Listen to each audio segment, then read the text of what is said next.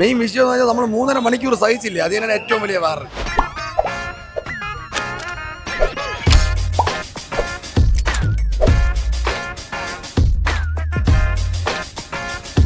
Another movie from the universe nobody asked for.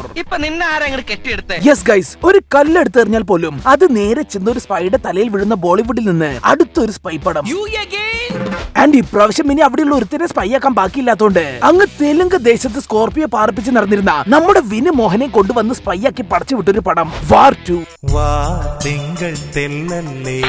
Why are you gay? പിന്നെ ഉള്ള കാര്യം പറയാമല്ലോ, ഈ സിനിമ നമ്മൾ 100 രൂപ കൊടുത്ത് കണ്ടാൽ വലിയ നഷ്ടമാണെന്നൊന്നും ഞാൻ പറയില്ല. കാരണം 3500 രൂപയുടെ സഞ്ചാരം DVD ഉള്ളതിനേക്കാളും കൂടുതൽ സ്ഥലങ്ങളാണ് ഇവന്മാര് നമുക്ക് വേണ്ടി ഈ പടത്തിൽ കാണിച്ചു തന്നിട്ടുള്ളത്. India, Japan, Germany, Amsterdam, Spain, Yemen, UAE, Italy, Switzerland, Russia, Pakistan, France, China, Myanmar, Sri Lanka. ഈ നാടുകളിലൂടെയുള്ള ദീർഘവും വിശദവുമായ സഞ്ചാരം. അപ്പൊ പടം തുടങ്ങുമ്പോൾ തന്നെ പഴയ രാജ്യസ്നേഹവും സ്പൈ പരിപാടിയും ഒക്കെ നിർത്തിയ ഋത്തിക് റോഷൻ ഒരു ഇന്റർനാഷണൽ ഗുണ്ടയായി മാറി. മൂപ്പർക്ക് അങ്ങ് ജപ്പാനിൽ കിട്ടിയ ഒരു ഡോണിനെ കൊല്ലാനുള്ള കൊട്ടേഷൻ തീർക്കുന്നതും കാണിച്ചുകൊണ്ടാണ്. ആൻഡ് അങ്ങോട്ട് വന്ന അണ്ണനെ കണ്ടപ്പോൾ തന്നെ ആ ജപ്പാൻ ഡോൺ മൂപ്പര് വളർത്തുന്ന ഒരു ചെന്നായിനൊക്കെ ഇറക്കി വിടും.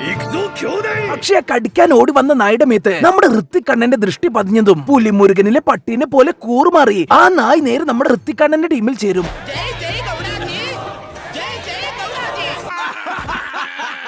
പിന്നെ അവിടെ ഋത്തിക്കും ആ ജപ്പാൻ ഡോണിന്റെ ഗുണ്ടകളും കൂടി വൻ വാൾപ്പയറ്റാണ്. ആൻഡ് ആ ഗ്യാപ്പിൽ മറ്റേ ജപ്പാനീസ് സ്റ്റോൺ അവിടുന്ന് മുങ്ങി ഒരു ഹെലികോപ്റ്റർ എടുത്ത് സ്കൂട്ടാവാൻ നോക്കുകയാണ്. അത് കണ്ടതും ഋത്തിക്കണ്ണൻ അവിടുന്ന് ഇറങ്ങി ഒരു പൊട്ടിയ പാലത്തിന്റെ മേലെ കൂടെ ഓടി സ്പൈഡർമാൻ വലയിടുന്ന പോലെ ഒരു വള്ളിയിട്ട് ആ ഹെലികോപ്റ്ററിന്റെ മേലേക്ക് തൂങ്ങി ചാടി വെടിവെച്ച് ആ ഹെലികോപ്റ്റർ പൊട്ടിച്ചു കളയും.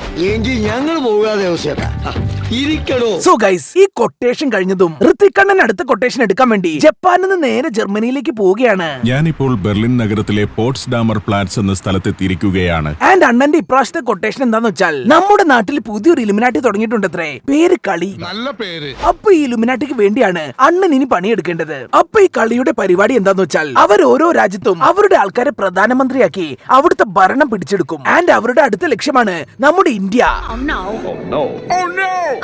സോ ഈ കളിമിനാട്ടിയിൽ നമ്മുടെ ഋത്തിക് റോഷനെ സെലക്ട് ആക്കാൻ വേണ്ടി അവർ കൊടുക്കുന്ന ആദ്യത്തെ മിഷൻ എന്താന്ന് വെച്ചാൽ ഇന്ത്യൻ സ്പൈ ചീഫായ ഋത്തിക്കിന്റെ പഴയ ചീഫ് ഉണ്ടല്ലോ, മൂപ്പരെ കൊല്ലണം. അപ്പൊ അതിനു വേണ്ടി ഋത്തിക്കിനെയും ചീഫിനെയും ഏതോ ഒരു റെയിൽവേ ട്രാക്കിലേക്ക് കളിമിനാട്ടി പറഞ്ഞയക്കുകയാണ് വെടിവെച്ച് കൊല്ലാൻ വേണ്ടി. ബട്ട് ഗൈസ്, അവിടെ ചെന്നപ്പോ ഋത്തിക്കണ്ണൻ അങ്ങനെ വെടിവെക്കാൻ പറ്റുന്നില്ല. എനിക്കത് പറ്റുമെന്ന് തോന്നുന്നില്ല ഷാജി. കാരണം നമ്മളൊക്കെ വിചാരിക്കുന്ന പോലെ നമ്മുടെ ഋത്തിക്കണ്ണൻ രാജ്യസ്നേഹമൊക്കെ ഉപേക്ഷിച്ച് ഒരു ഗുണ്ടയെ മാറിയിട്ടൊന്നുമില്ല. പകരം ഇതൊക്കെ ഈ സ്പൈ ചീഫിന്റെ പ്ലാൻ ആയിരുന്നു. അതായത് ഈ ചീഫ് പറഞ്ഞ് നമ്മുടെ ഋത്തിക്കണ്ണൻ ഒരു ഗുണ്ടയെ അഭിനയിച്ച് ഇന്ത്യയെ രക്ഷിക്കാൻ വേണ്ടി കളിമിനാട്ടിയിൽ കയറി പറ്റി അവന്മാരെയൊക്കെ കൊല്ലാൻ വേണ്ടി ആ ഋത്തിക്കും ചീഫും കൂടി കളിച്ചൊരു ഡ്രാമയായിരുന്നു ഇത്. പക്ഷെ അവസാനം എങ്ങനെയൊക്കെയോ എലിമിനാട്ടിൽ കയറി പറ്റിയപ്പോൾ അതാ ആദ്യം തന്നെ കിട്ടിയ കൊട്ടേഷൻ ചീഫിനെ ചുമരിൽ കയറ്റാനും.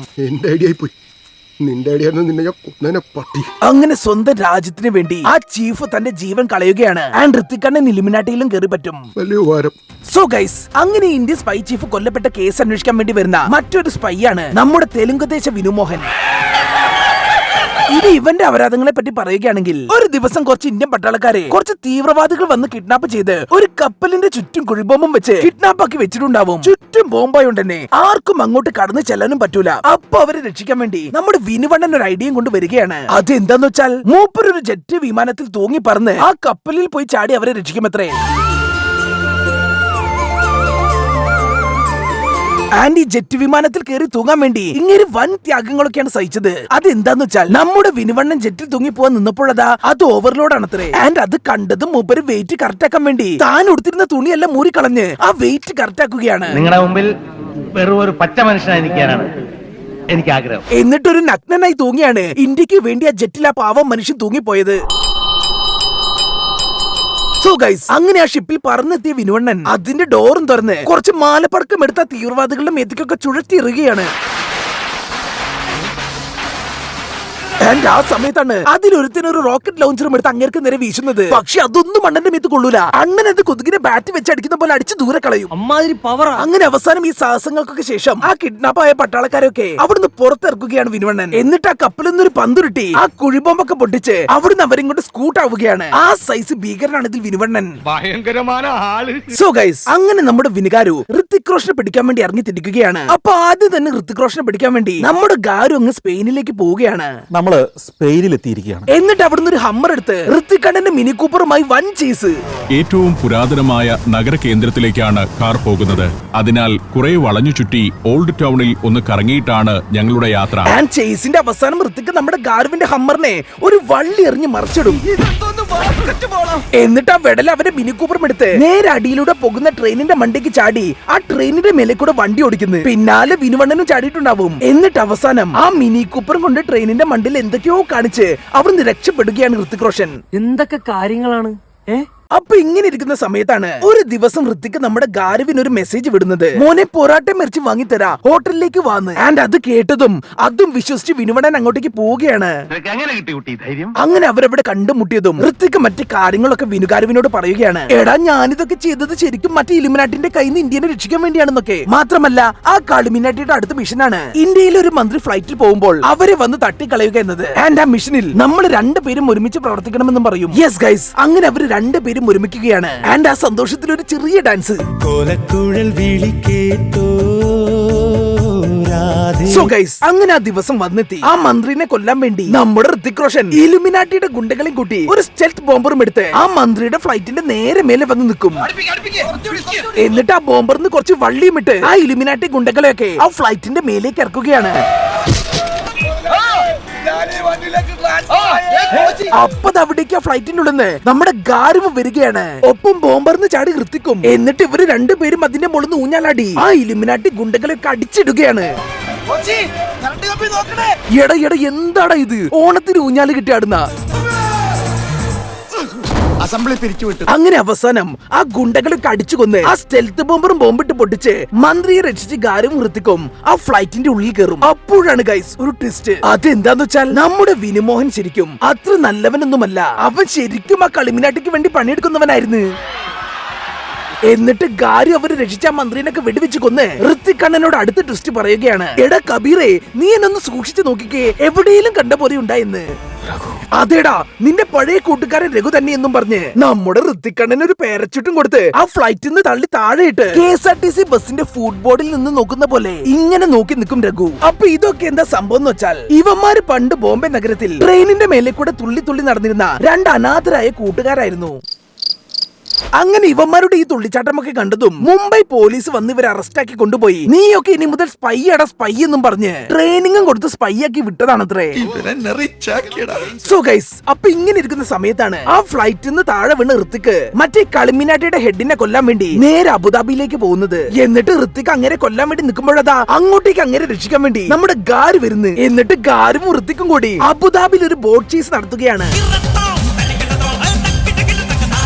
ഇതും കൂടി ആയപ്പോൾ തൃപ്തിയായി. റോഡ്വേസ്, റെയിൽവേസ്, എയർവേസ്, വാട്ടർവേസ്, ഇനി ഇവന്മാർക്ക് ചെയ്യാൻ ബഹിർവേസ് മാത്രമേ ബാക്കിയുള്ളൂ. ആൻഡ് ഇനി ഇതൊന്നും പറഞ്ഞിട്ട് നമ്മുടെ ഗാരു ആ ബോട്ടും കൊണ്ട് ഒരു ഷോർട്ട് കട്ട് എടുത്ത് ഋത്തിക്കിനെ പിടിക്കാൻ വേണ്ടി ഒരു F1 റേസ് നടക്കുന്ന ട്രാക്കിലൂടെ ബോട്ട് കയറ്റി ഓടിക്കുന്നു.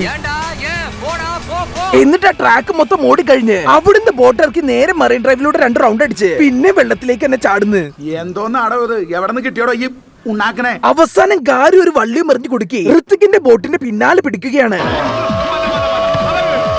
ലാസ്റ്റ് ഗാരു ഋത്തിക്കിന്റെ ബോട്ടിലേക്ക് കേറുമെന്ന ലെവലായപ്പോഴേക്കും ഋത്തിക് അണ്ണൻ അവിടുന്ന് പാറിപ്പോകും. അപ്പൊ ഇങ്ങനെ ഇരിക്കുന്ന സമയത്താണ് മറ്റൊരു സ്പൈ കിയാര നമ്മുടെ ഋത്തിക്കിനെ പറ്റി അന്വേഷിക്കാൻ വേണ്ടി ഇറങ്ങുന്നത്. ആൻഡ് ഇനി ഇവളെ പറ്റി പറയുകയാണെങ്കിൽ ഇവളും ഋത്തിക്കും തമ്മിൽ പണ്ട് ഭയങ്കര പ്രേമത്തിലായിരുന്നു അത്രേ. സംഭവം ഒന്നുമില്ല, ഇവന്മാർക്ക് സ്പൈ യൂണിവേഴ്സിന്റെ അഭിവാജ്യ ഘടകമായ ബിക്കിനീസിന് കുത്തിക്കേറ്റാൻ വേണ്ടി ഒരു പെണ്ണിനെ വേണം. അതിനു വേണ്ടി ഒരു റോള്. ഈ സിനിമയിലെ ഏറ്റവും ബെസ്റ്റ് റോള് നിന്റെ. സോ ഗൈസ്, അങ്ങനെ ഈ കുളിസീനൊക്കെ കണ്ട് അവർ തമ്മിൽ ഭയങ്കര പ്രണയത്തിലാവുകയാണ്. ആൻഡ് കിയാര നമ്മുടെ ഋത്തിക്കിനെ ഒരു മോതിരം ഒക്കെ കൊടുത്ത് പ്രൊപ്പോസ് ആക്കും. അതും സാധാ ഡയമണ്ട് റിംഗും ഗോൾഡ് റിംഗും ഒന്നുമല്ല, നല്ല ബുള്ളറ്റ് ഉരുക്കി ഉണ്ടാക്കിയ മോതിരം. വെടിയുണ്ട ചട്ടിയിൽ ചൂടാക്കിയ സംഭവത്തിൽ ഗുരുതര വീഴ്ചയെന്ന റിപ്പോർട്ട്. പക്ഷേ ഗൈസ്, ഋത്തിക് ആ പ്രൊപ്പോസലൊക്കെ റിജക്ട് ആക്കിയിട്ടുണ്ടാവും. കാരണം ഇവളെ കെട്ടിയാൽ പിന്നെ മൂപ്പർക്ക് രാജ്യത്തെ സ്നേഹിക്കാൻ വേണ്ടി സമയം കിട്ടില്ലാത്രേ. അപ്പോ ഗൈസ്, അങ്ങനെ ഋത്തിക്കിനെ അന്വേഷിച്ചിറങ്ങിയ കിയാര മൂപ്പരെ കണ്ടുപിടിക്കുകയാണ്.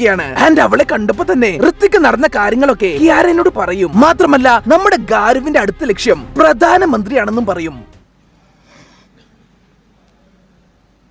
അങ്ങനെ അവസാനം നമ്മുടെ ഗാരു PM-നെ കൊല്ലാൻ വേണ്ടി നിൽക്കുമ്പോഴതാ ഋത്തിക് വന്ന് നമ്മുടെ ഗാരുവിനെ വെടിവെച്ച് സൈഡാക്കി PM-നെ രക്ഷിക്കുകയാണ്. അതോടുകൂടി തന്റെ മിഷൻ തോറ്റതിന് ദേഷ്യം വന്ന ഗാരു ഋത്തിക് റോഷനെ വിളിച്ചു പറയും, എടാ നീ ക്ലൈമാക്സ് നടക്കുന്ന സ്ഥലത്തേക്ക് വടാ, നമുക്ക് തല്ലി തീർക്കാമെന്ന്. അങ്ങനെ അത് കേട്ടതും ഋത്തിക് നേരെ ക്ലൈമാക്സ് നടക്കുന്ന സ്ഥലത്തേക്ക് പോവുകയാണ്. എന്നിട്ട് അവിടുന്ന് ഗാരുവും ഋത്തിക്കും കൂടി ഐസ് കട്ടയൊക്കെ എടുത്ത് വൻ അടി. ആൻഡ് ആ അടിയുടെ ഇടയിൽ ഇവരുടെ കുട്ടിക്കാലവും ഇങ്ങനെ കാണിക്കും. അടി, കുട്ടിക്കാലം, കുട്ടിക്കാലം, അടി. അത് അങ്ങോട്ടും ഇങ്ങോട്ടും ഇടപെട്ട് കാണിക്കണം. അവസാനം ഇതൊക്കെ ആലോചിച്ച് ഭയങ്കര ഇമോഷണൽ ആയ നമ്മുടെ ഗാരുവിനെ അവന്റെ കൂട്ടുകാരൻ ഹൃത്തിക് രാജ്യസ്നേഹത്തിന്റെ ക്ലാസ് എടുത്തു കൊടുത്ത് ഒരു രാജ്യസ്നേഹിയാക്കി മാറ്റുകയാണ്.